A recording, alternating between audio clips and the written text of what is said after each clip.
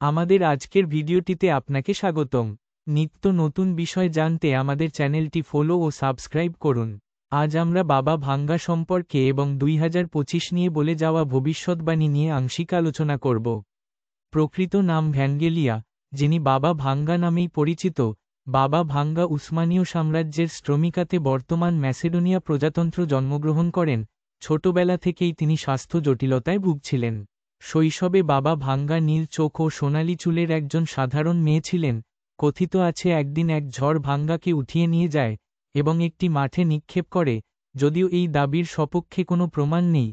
ব্যাপক অনুসন্ধানের পর তাকে ভয়ার্ত ও চোখে বালি ও কর্দমাক্ত অবস্থায় পাওয়া যায়। অনেক চেষ্টার পরও তিনি চোখ খুলতে পারছিলেন না এবং চোখের পুরো অংশ অপারেশনের জন্য টাকা ছিল না। সুতরাং তিনি অন্ধ হয়ে যান।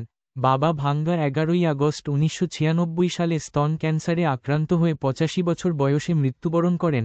বাবা ভাঙ্গার ভবিষ্যৎবাণী অনুযায়ী 2025 সালে ইউরোপে ভয়ঙ্কর যুদ্ধ হবে, যার জেরে বিপুল ক্ষয়ক্ষতি ও প্রচুর প্রাণহানি হবে।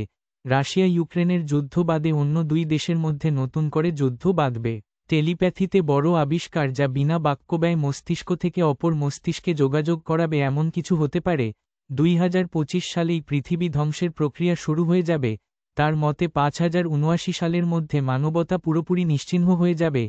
তিনি আরও জানিয়েছেন যে 2043 সালের মধ্যে পুরো ইউরোপ শাসন করবে মুসলিমরা। বাবা ভাঙ্গার ভবিষ্যৎবাণী নিয়ে নানা মত চালু রয়েছে। কেউ তাদের ভবিষ্যৎবাণী মেনে চলেন, কেউ আবার বিশ্বাস করেন না। কিন্তু একাধিকবার ভবিষ্যৎবাণী মিলে যাওয়ার নজিরও রয়েছে।